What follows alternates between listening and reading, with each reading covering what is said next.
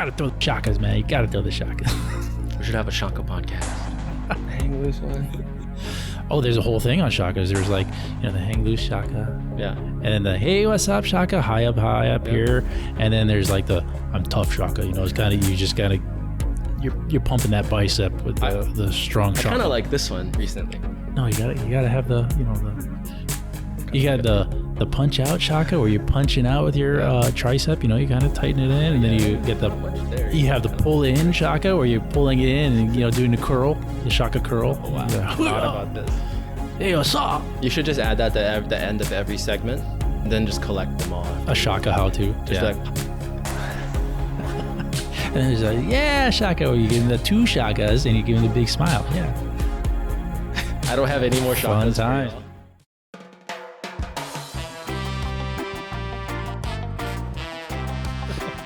Okay, welcome back to Hawaii Real, everybody. If you haven't yet, if you're watching this video on YouTube, hit that subscribe button down below. That'll help this channel out so much. Just help us grow, help us get new guests, and help continue the channel and continue getting on these great episodes. Today, I have with me entrepreneur, creative director, John Kealoha Garcia. You might know him from a bunch of projects. He's all over the place. John, thank you so much for coming on the show today. I want to get started quick because he has a lot to talk about. Awesome, Eagle. Thank you so much. I like your setup. It's great. It's a great setup. But you were into photography, and I like how you were just coming over here and taking a bunch of pictures everywhere. I'm like, what are you doing, man? I mean, I don't just talk about it. I think it's important to be a practitioner of your craft. Yeah. And we're talking about podcasts here. We're talking about you wanted to start your own little podcast hub kind of thing going. Yeah. So 2021, I think, is the year of not theory and of action. Yes. Right. I mean, everybody says that about every year.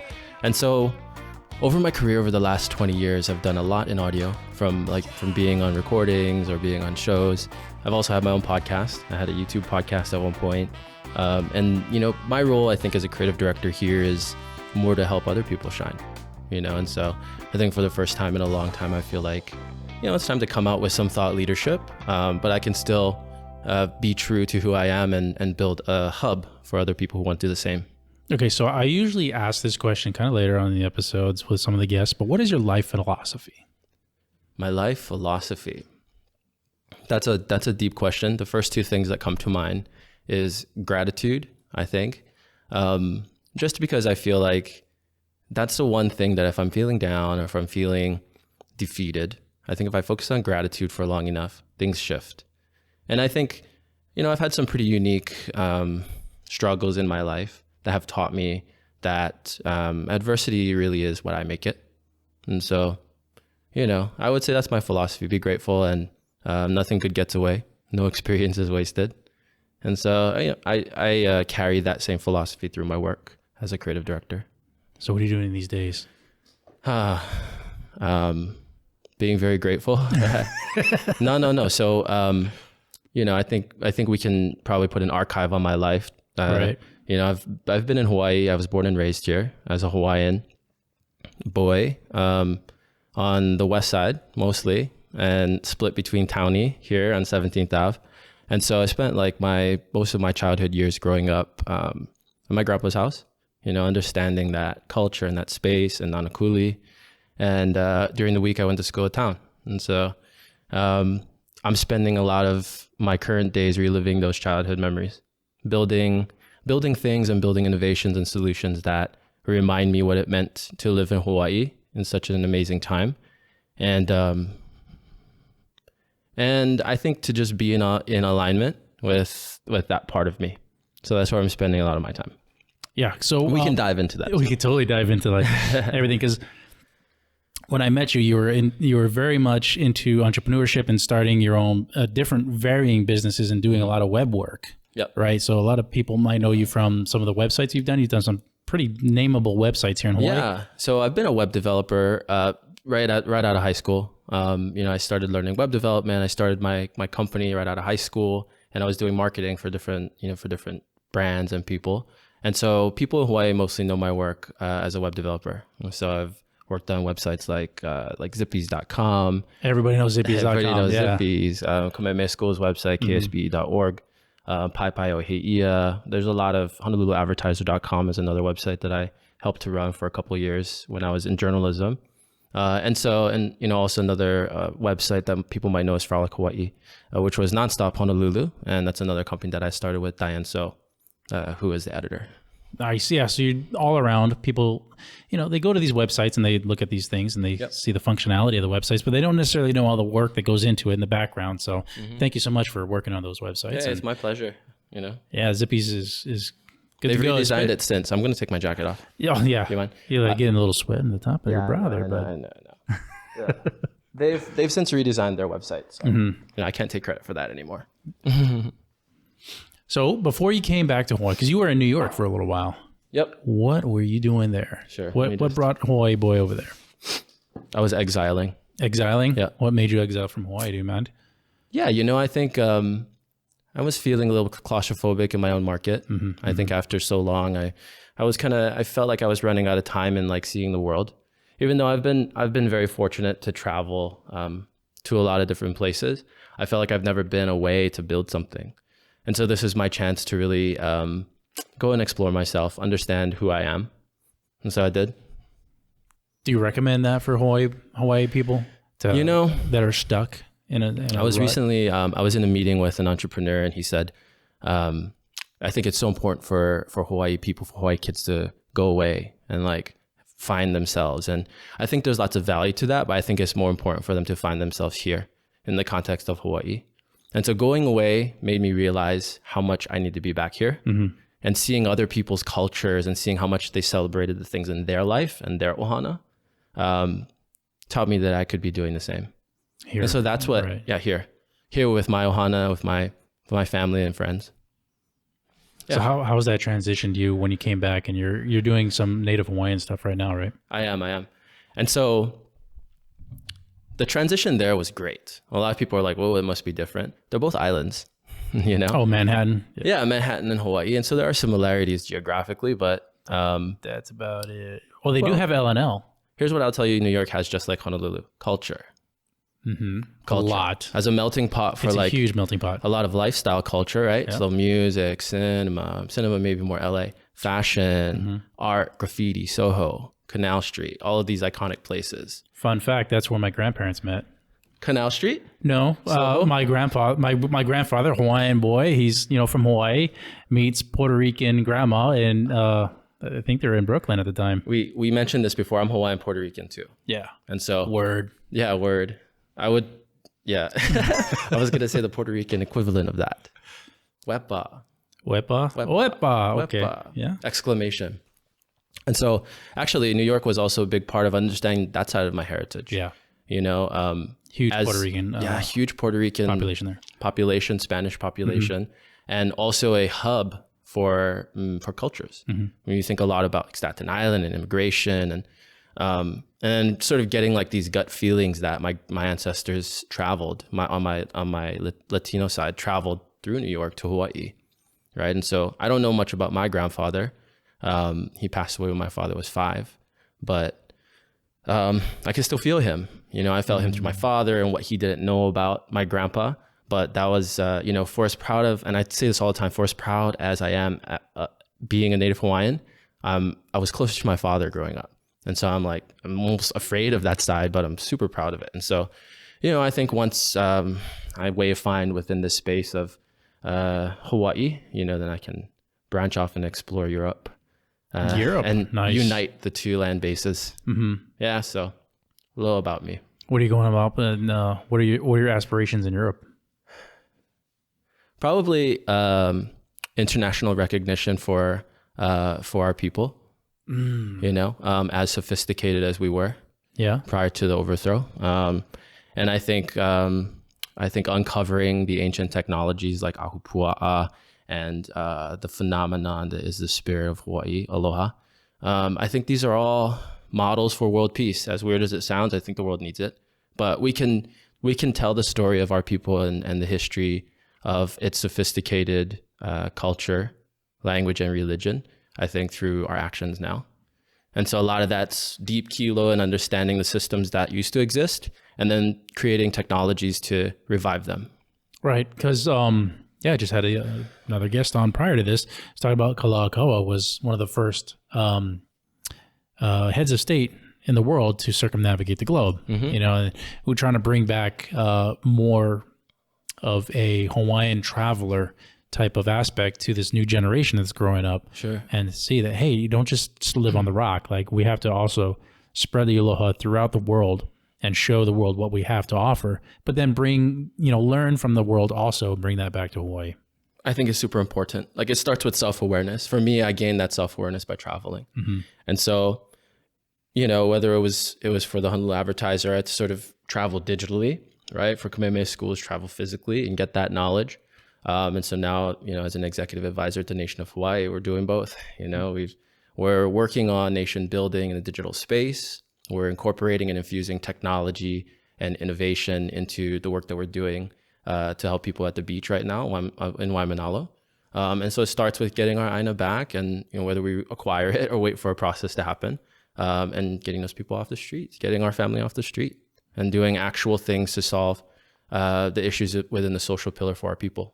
And that's a good topic to dive real, John, is using technology to affect and help not just the Native Hawaiians in terms of sovereignty, but also just like you're describing, like the homeless people in Waimanalo or in anywhere on this island. Yep. Is can we use technology, and how are you guys using technology to help them, so to speak? Sure. Can we? Yes. How we are.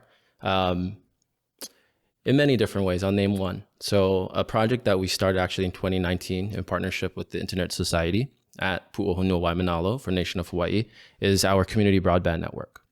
And so if you think about school in 2020 with no internet. Doesn't happen. And so the mission of Internet Society is that safe, usable internet access is it's a basic human right. And so that's their mission. These are the people that actually created the internet. And so they helped in supporting Nation of Hawaii to bring internet to our land base, which for the past 30 years has been building a nation within a nation without an internet, or with spotty internet. Right. And so, you know, since probably the early 2000s, when internet started becoming accessible, there were satellite dishes.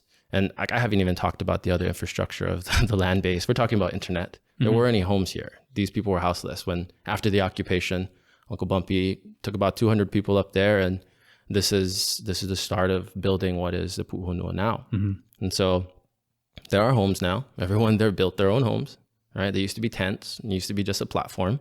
And so bringing internet to the land base brings an entire digital world to it, right? It opens up and it allows us to express our indigenous rights on a global scale digitally. You know, it allows our kids to attend Zoom classes. It allows their parents to watch this podcast, you know, and it allows us now to instill hope back into our people through entrepreneurship, through digital literacy, by giving workshops to our people about how to fly drones, and just like elevating the Native Hawaiian person to the level and stature that we once were.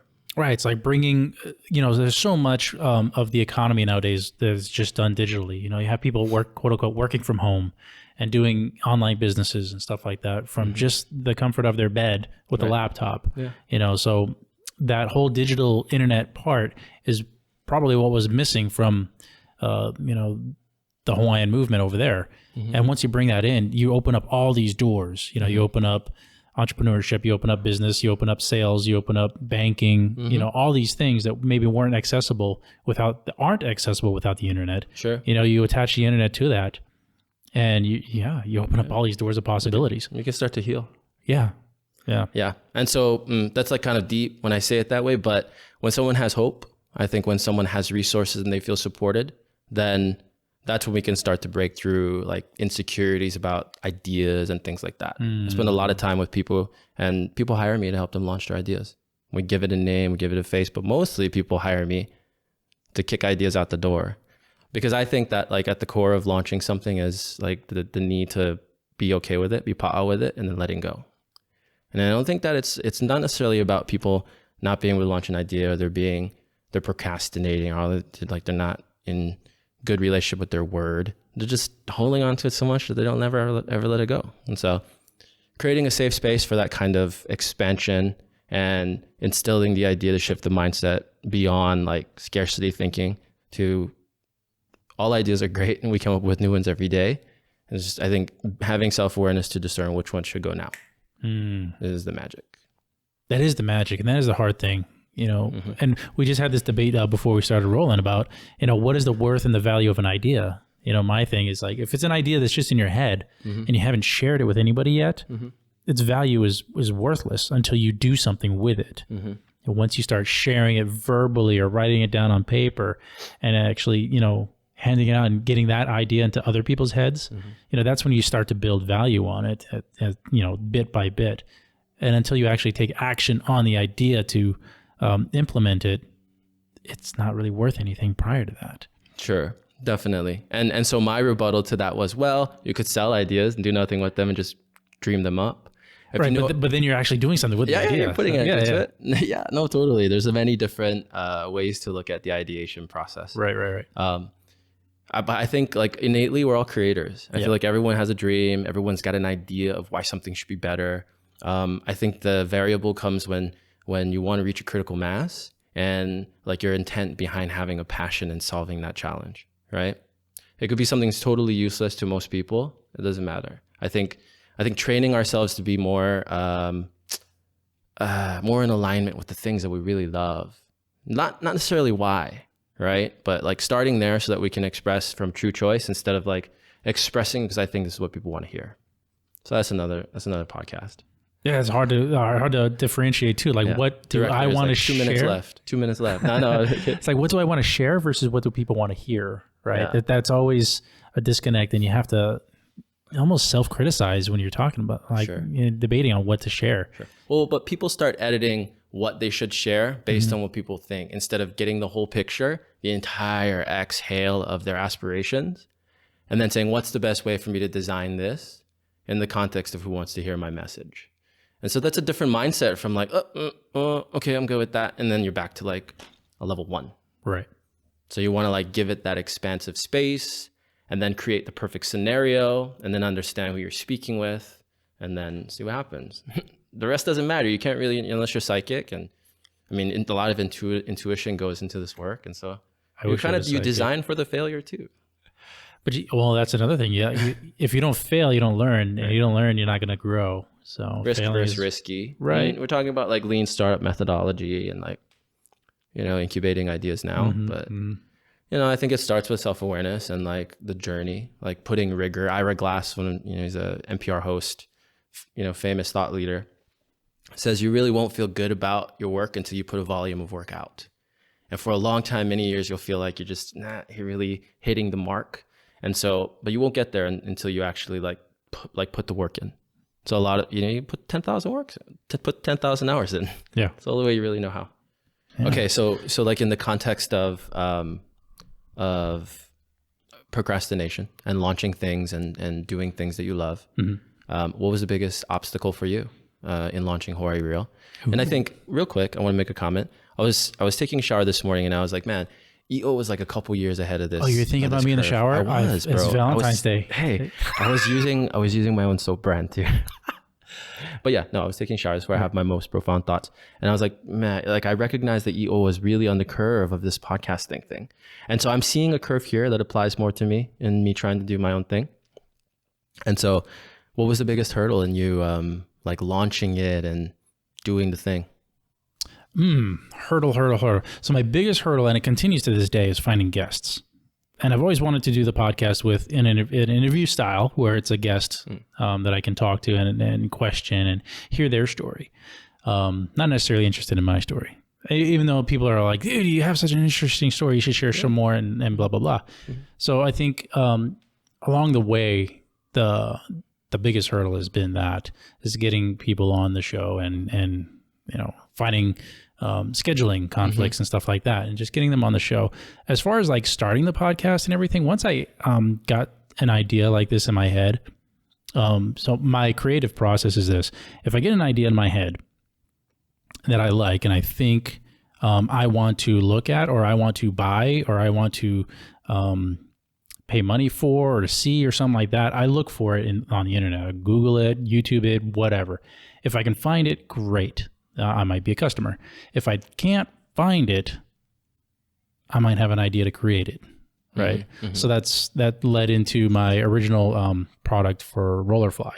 I would have loved to have just been able to buy a device like Rollerfly, my hockey device, for anybody that doesn't know, rollerfly.com, I would have loved to have been a customer and buy it instead of going through the heartache of creating it.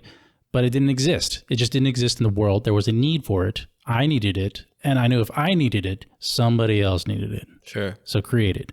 With the podcast, kind of similar thing. I love watching Joe Rogan. I love watching London Real, and some other podcasts. And so I looked, hey, does Hawaii have a podcast similar to, in fashion to Joe Rogan or London Real?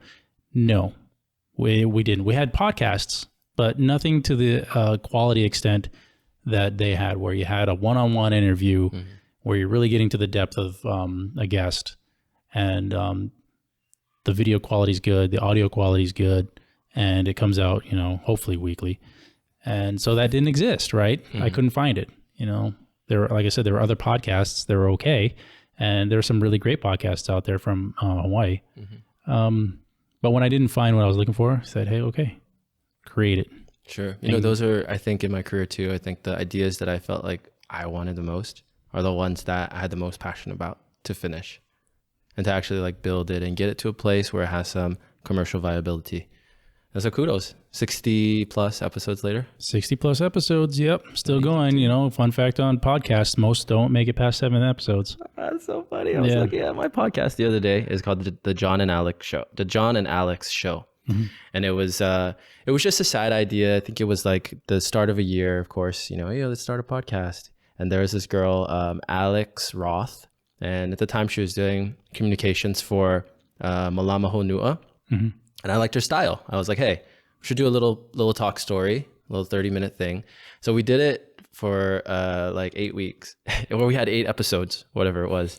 And that was it. It was like, it's not easy to keep up with a weekly schedule. And so, I think over the years producing content, we get better at scheduling things. We get better at production flow. We're shooting like 10 episodes at once. Then we cruise for a couple months. No, you can't cruise. Yeah, true. Yeah. Well, that's exactly. the hard part about this. Well, you don't have to find like 12 more.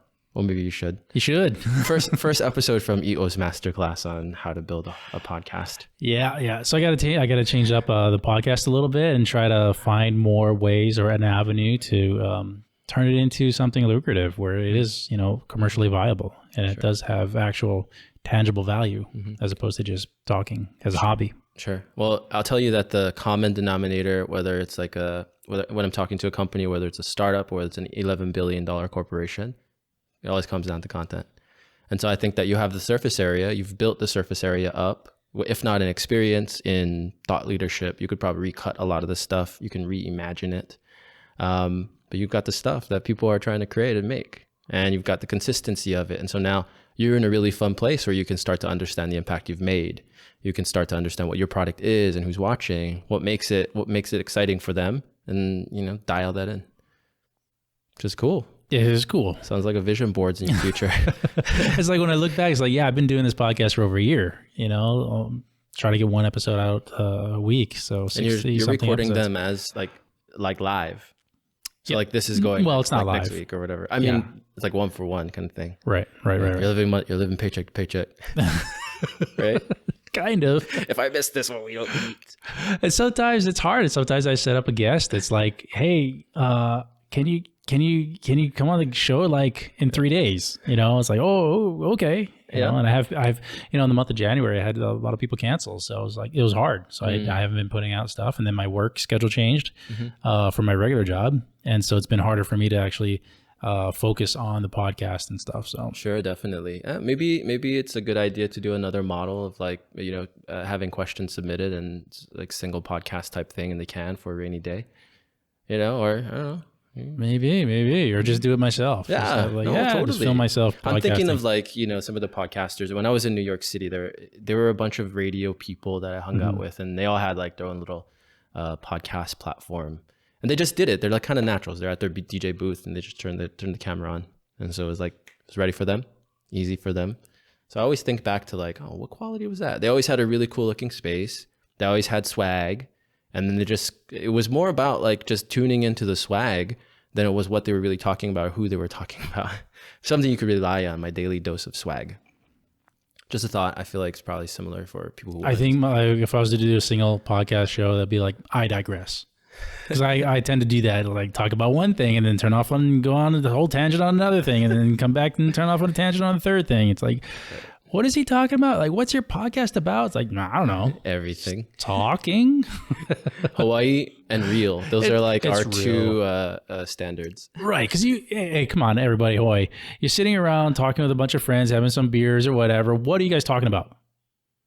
Everything. Like, and the conversation is never linear. Like it's just like a spider web, right? Yeah. So that's a lot of what these podcast episodes have been like. It's been, I actually like that. I actually like that open format. Honestly, I think like topic driven is good, but I feel like a lot of times it's very like it's the same stuff you've heard.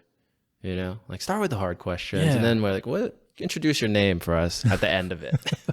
It's like, and by the way, I'm your host. Are you okay? It's been like half an hour. Then you're introducing. You know, funny fact, I didn't used to introduce myself in my podcast. I always wanted to be about the guest, so I would like focus my intro on the guest, and I wasn't actually introducing myself. Did I do it today? I don't even remember if I did.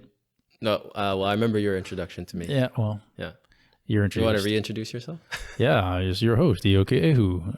Iokeehu is a very There's no Hawaiian Okina word. in between the I and There's the O. none? No. I've That means been something EOing you for completely different. That means like worm or something. It's in a song somewhere. The Okina's in the front. I got it. So it's Io. Io. The hawk, Hawaiian hawk, man. Yeah.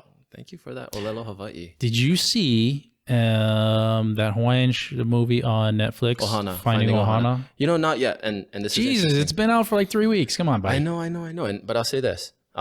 About 10 people within my social networks over the past 8 weeks have echoed to me about it. And I have intent to watch it. I will. This is part of my data This is me staring process. This is me staring at him glaringly. It's like, dude. No, okay, so you had 10 people, now 11 maybe. Now 11 people. We're having a conversation about it without me having seen it yet. So oh, great show. I'll watch it. Maybe that'll be the topic of my first podcasting episode. Maybe. Great, fun show. If you like the Goonies growing up, this is kind of similar, but it has a real Hawaiian flair.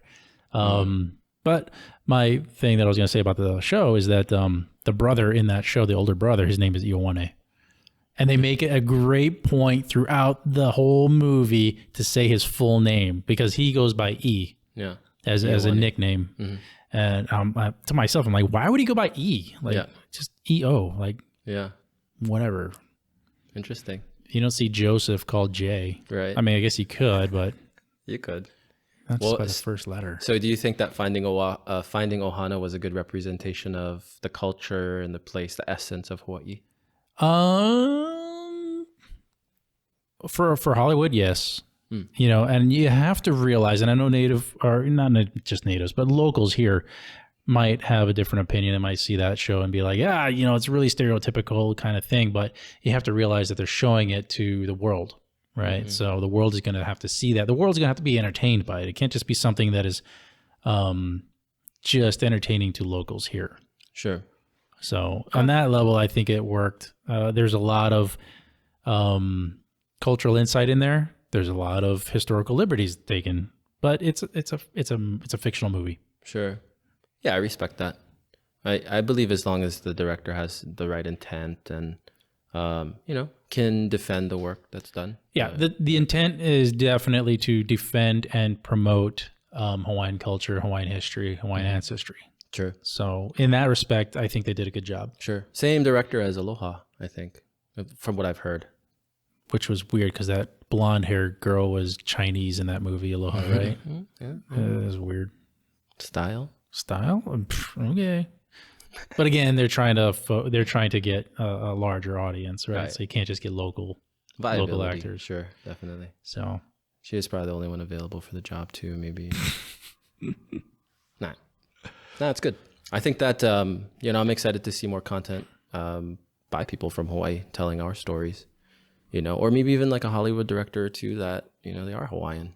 I know Momoa is doing a lot of things in that space. I think largely more for culture, centered around the stuff he loves. I think he's an amazing storyteller. I don't know if you follow like On the Roam and some of his podcasts, video podcasts. Jason Momoa. No, but I'll have to. Check it out. He's got great stuff. Shoots everything on the red.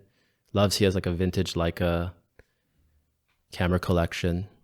motorcycles, all that. He's got time and money to do all that. Liberty, but he's creating content documenting his life good. while he's doing like paid stuff for Harley Davidson and other brands. And then it's a production company. And so it's capturing the downtime within projects, between projects. He was doing a stand-up paddleboard thing too. Okay. Yeah, it's like a Hawaiian or Polynesian patterned flair to it. Cool. But it's based out of Australia or something. Very cool. Yeah. So, I think more of that representation globally would be great. Right. And I guess that kind of transitions into another thing, like Hawaiian culture and promoting the Hawaiian economy is not necessarily, especially in the digital age, something that has to take place here on the island.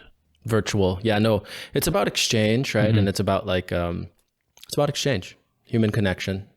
And so, that's, it's actually at the genesis, I think, of everything, right? It's the connection, and then there's the type of exchange that's happening. And then there's like the byproduct of that exchange. And you kind of had an app for that. I actually started an app for that last year. Yeah. It's called ExchangeAvenue. Okay. Straightforward. And I call it a digital economy. Is it on both Apple and Android? Neither. Okay. Yeah, neither. It was built in a no-code platform that doesn't require the access to App Store or Google Play. So they just access it via the internet? Browser? Mobile browser. Okay. Safari, or, if you're on your Android, whatever browser an Android has. And it gives you a mobile user experience in just a web browser. Cool. Yeah. And so you install a shortcut on your desktop, you access it just like any browser, and you authenticate through email.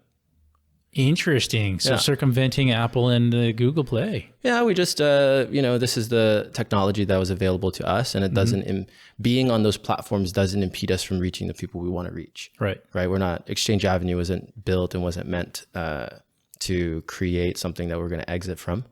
We're creating something that has multi-generational value in perpetuity. I don't really have an exit strategy for the company, but in a nutshell, I'll tell you what it is. It's a mobile app, and it's a digital economy that allows barter and trade mechanics between neighbors. So a digital ahupua'a. So kind of like Craigslist, but you're not necessarily putting things up for sale. You're putting things up for barter. Correct. So at its core, we facilitate the relationship the same way Craigslist would, right? And so if you see something on our market that you want to barter for, then you would just reach out via text or email. And that's it. So we create the space for the handshake, and the people who actually have the currency define what the value is, right? And so the historically accurate thing that we want to shed light on is that the ahupua'a system, which our ancestors lived in for generations, really was like the OG social network, in that it was a shared economy. It was shared abundance. Aloha aina is what really kept it working. So if the land was healthy, the people were taken care of, and resources were cultivated from mountain to ocean. And so if somebody needed something, there was someone who would procure it, and that was the symbiosis and the harmony. The real currency was aloha. And so a lot of people attribute barter and trade to ahupua'a, but that didn't happen until like plantation days. And so that concept in like a value for value trade didn't exist. It was predicated on unmeasured gift. And so if I was the kalo man, or if I was the farmer, I had such an abundance mindset that I just gave to whoever needed, and anything that I needed, I got. That was just the unspoken word.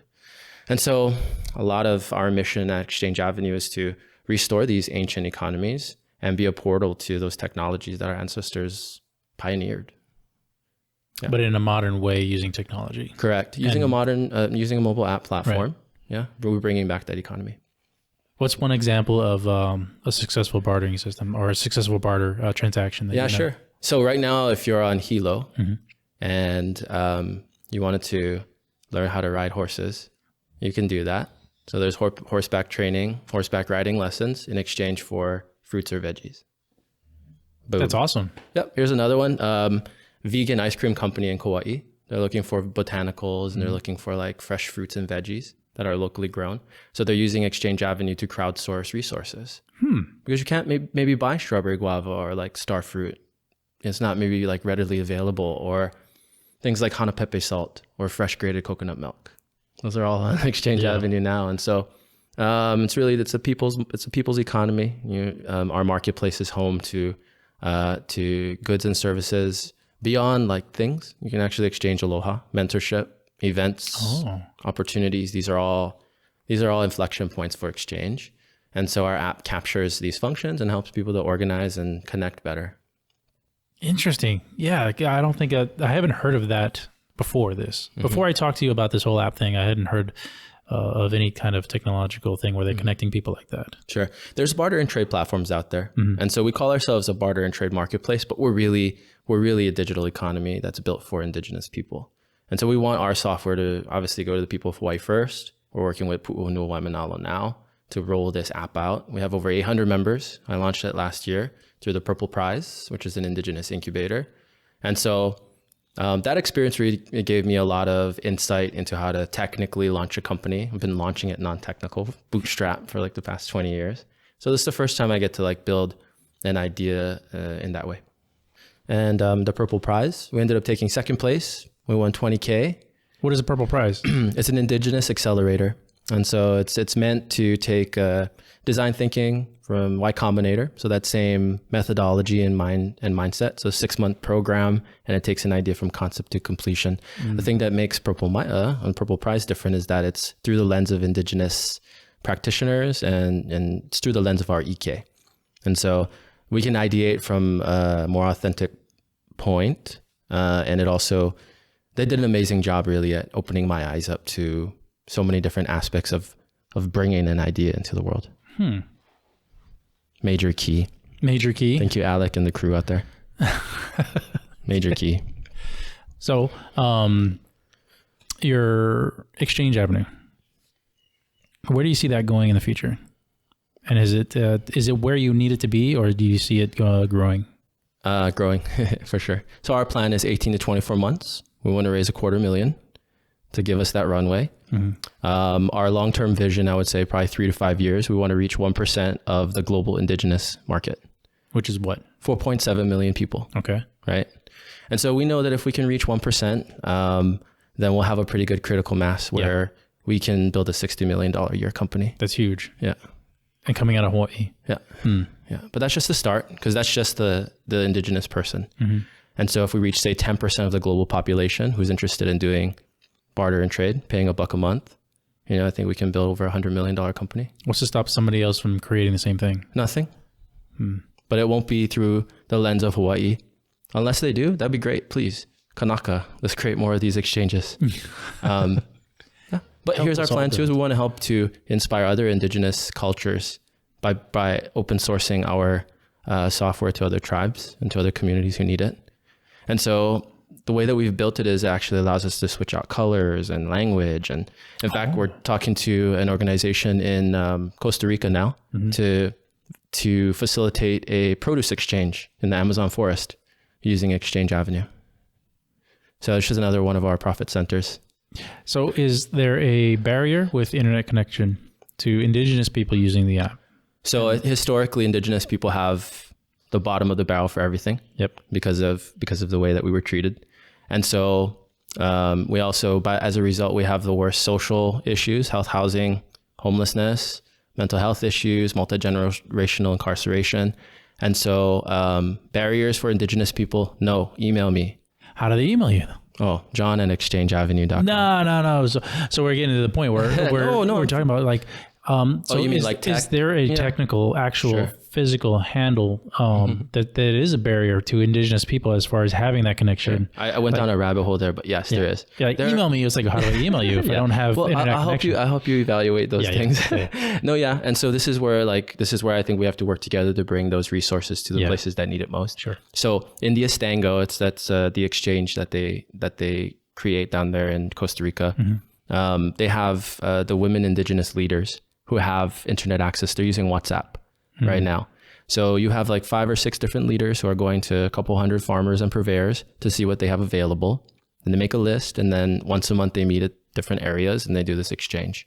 And so we know for a fact that they can already access WhatsApp. So they have internet access. Not everybody has a mobile device, but our software will allow them to better curate the items. It'll create offline viewing, so let's just say the exchange happens at the first of the month. You can load everything up a couple weeks earlier. People can place their orders in advance. We can create and facilitate that ledger system for the tribal leaders, and then they come and meet up, and it's cool. So we start to keep track of what's available. We can then give the leaders and the organization data on how many exchanges it made, how many pounds of fruit and vegetables were exchanged. There were no bananas this month. Let's try and find a banana purveyor. So these are all ways that we can utilize technology to bring hope to that area. Not that they need it, but if we can help with technology that they wouldn't normally get, then we want to. Yeah, bringing technology into any household, anywhere is going to dramatically increase the standard of living. Yeah, definitely. But also being mindful if they need it or not. And and I think it's super important also because we haven't rolled out into any other communities beyond Hawaii yet. We're at Pu'onu, Waimanalo, and we have exchange locations around the world within the map. If you actually go to our app now, you can be in Tbilisi, Georgia, and make exchanges right now. Ooh. Yeah. So if I have people around not outside the world, Atlanta, Georgia. He's talking about the country, Georgia. Yeah. I don't know if I said that correctly. Tbilisi. So, Tbilisi. And it's cool. It's easy for us to add another location to the map. So say there's somebody in, New Zealand that wanted to make exchanges and do this stuff, then it just takes two people to have an exchange in that area. And then that goes into our system, just like blockchain. We can see the exchanges that were made. We can start to get a better idea of who's interested in this. We can build ambassadors that way. But it's cool, it's decentralized, it's hyper-local. We're not looking to have like 2 million people on every network. We might have 2 million different networks with 1,000 people on it, And so we can also do decentralized exchanges for places like Kaka'ako, where it's just residents of Kaka'ako. We're talking to a few land developers down there and doing a vertical village. If let's just say that there's a developer out there who has multiple towers and you've got thousands of people that actually live under your brand, you've got this digital village now that you can actually understand who's in your community. You can connect people together, and you've got like this private Craigslist. That's the first thing it does. It does a couple other things under the hood, but it's meant for deepening social exchange. Yeah. Off topic. I like to digress. Have you heard of Elon Musk's worldwide internet project? No, I haven't. Tell me about it. Star something. God, I'm butchering the name right now. But they're setting up. So Elon Musk has his space X program, right? And they're constantly setting up satellites. And so what their long-term goal is to put dozens and dozens of these satellites around the globe, and they're going to be internet satellites. They're going to project internet connectivity around the globe. So in essence, I think the long-term goal would be something to the effect of you could be in the middle of the ocean and still have internet connectivity, which is linked to the satellite. Sure. That's affordable to everybody. Sure. No, I think it's great. Accessibility is always good. I think the question is, do I want to access Elon's internet? If I'm in the middle of like the Mediterranean Ocean, probably. Yeah. But if he's controlling the airwaves, I think it's pretty brilliant. But if you're downtown Honolulu, probably not. Hey, we're looking at how can we create a safer, better space for Native Hawaiians who are browsing the internet. Well, how do we do that? I don't know. Getting Native Hawaiians on the internet. First part? Yeah, and not just on the internet, but using it, productively. Most definitely. So, yeah. I think that's an ongoing project, and that's definitely the future. With the economy and everything going digital. Sure. That's where it is. When you understand the evolution of our Earth, like physically, and like the path that it's eventually going to as a burnt up, spent super black hole in like billion trillion years. Elon's like one of the few visionaries I think out there working on the big ones, like sustainable energy source. Yeah. Or like self-destruction, things like that. Transportation, right? These are like main modes of like main pillars in the mechanics of the world that he's working on. And so, I think it'd be awesome to have 40 more Elons out there. Yeah, because we can't even build a rail here. Exactly. Jesus. Exactly. It's not even about building a rail. It's about transporting people. Right. It's about moving people. Right.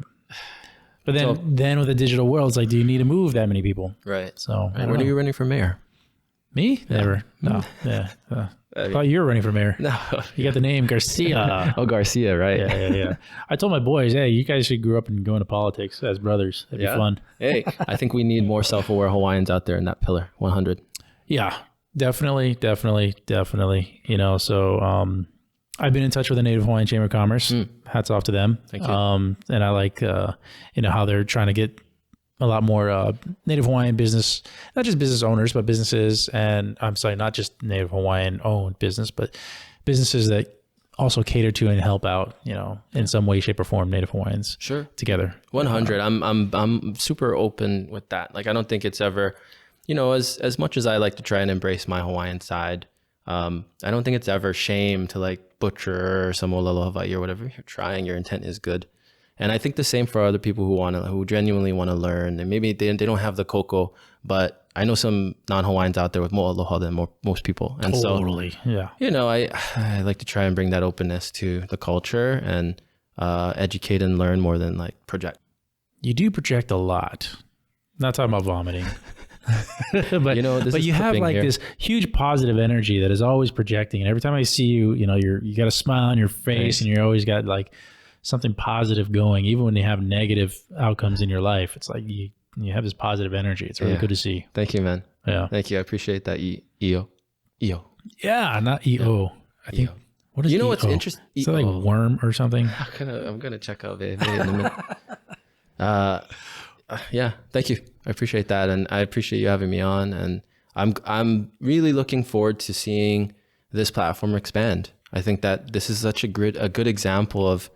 I mean, you guys are only seeing the polished piece, but this is how you do it. This is how you do it. Yeah, there's a lot of background to what's going on back here. There's a lot of hours put in after the episode is filmed. And yeah, there's a lot of work that goes in. I didn't realize how much work goes in to just sitting on your laptop or your computer, editing stuff and putting music to stuff and clipping here, clipping there, and then posting it. And, you know, you're kind of throwing it on the wall and seeing what sticks. You know, a lot of the stuff doesn't stick.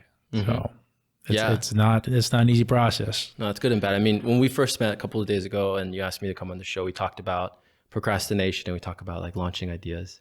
And I have a little background in that. And so I think it's a good place to kind of round up. I'm going to ask you another question. Go ahead. Like what kind of advice do you have for people who are trying to start something in 2021? And what would you say to get them over that hump? All right. So I have a thing, and I'm going to have to bleep myself out here, but I always use the F word a lot, and it's a bad F word. Let's be real. It's not fudge.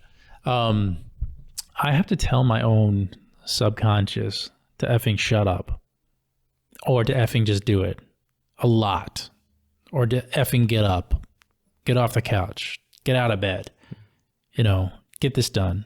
Just effing sit down and do it. A lot of times, you know, my subconscious, you know, my inner monologue is very lazy. He's a lazy ass, you know, and nothing would get done if I didn't have this other devil of a beast saying effing stop or effing do it, you know. So I think that is what goes on in my head. And I know a lot of people have that inner dialogue because they have that where it tells them don't do this because you're going to fail.